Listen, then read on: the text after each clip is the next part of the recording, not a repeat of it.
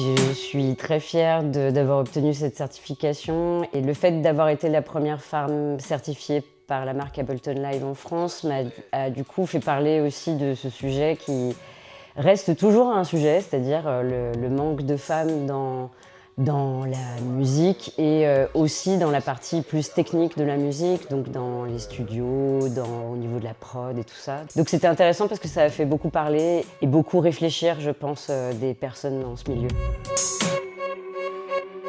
J'ai commencé à composer de la musique, alors ça sonne un peu comme un dinosaure, mais sur un Atari 1040 STE et des machines hardware. Et du coup, je me rappelle essayer de faire de la drum and bass, qui est un courant de musique électronique qui est l'un de mes favoris, on va dire. Mais essayer de le faire vraiment avec les moyens du bord. Et donc, c'était quelque chose qui était très bricolé avec beaucoup de sons synthétiques où là normalement cette musique demande des samples et des breakbeats de batterie. Ça m'a beaucoup appris, mais je pense que rétrospectivement, musicalement, c'était pas vraiment ok. Donc c'est comme tout le monde, hein, je pense. La première expérience qui me vient à l'esprit, c'est pas vraiment sur scène, mais ça a été le moment où j'ai compris que le DJing, c'était quelque chose qui était assez naturel chez moi. Quand j'étais encore adolescente, j'avais accès aux platines vinyles de mon frère et des fois, il organisait des apéros avec des copains à lui et en fait, moi, vu que j'étais beaucoup plus jeune. Je discutais avec eux, mais souvent, en fait, j'étais un petit peu à part, on va dire, et donc je me mettais derrière les platines et je passais les disques de mon frère. Je sais pas, la notion de tempo, de mélanger des morceaux, d'essayer de construire comme ça des univers par le biais de différents morceaux, c'était quelque chose qui était assez fluide chez moi. Donc c'est ça dont je me rappelle, c'est un moment d'avoir capté que c'était un peu dans inné, j'ai envie de dire.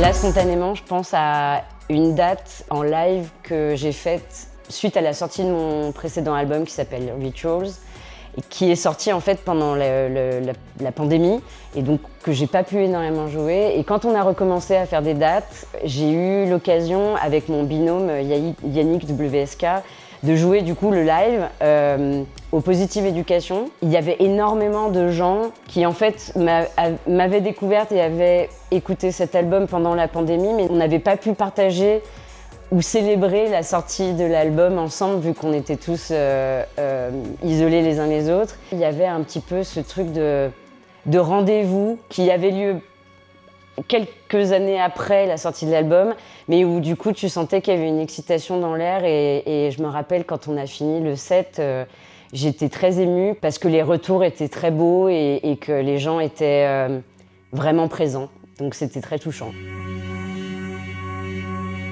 En fait, ce que j'adore quand je compose de la musique, c'est les moments d'erreur, c'est-à-dire des fois quand tu utilises comme ça un logiciel ou des machines. Tu peux avoir une connaissance théorique, mais après, tu as l'application dans les faits et des fois, ça fait des choses que tu n'avais pas prévues. Et en fait, j'adore ces moments où c'était pas du tout ce que tu pensais qui allait se produire, mais en fait, c'est exactement ça que inconsciemment tu voulais qu'il se produise.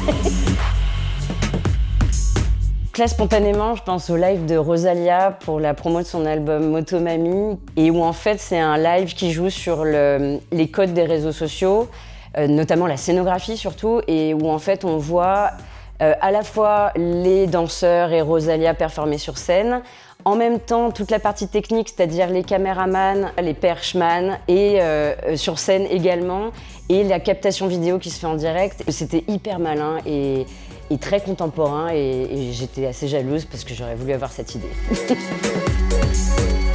Je suis très très fan de Tyler, the Creator. Des artistes cultes, j'en ai eu plein dans ma vie, mais lui c'est celui, je trouve, aujourd'hui qui est... donc c'était un artiste de rap américain et en fait je suis très admiratrice de son style et il y a une espèce de mélange qui me parle beaucoup entre des sonorités assez crues, assez dark, et torturé, et en même temps des passages qui sont hyper mélodiques, presque un peu cuculapraline, et je trouve ça totalement délicieux. J'adore également son flow en tant que rappeur, je trouve qu'il a beaucoup de talent.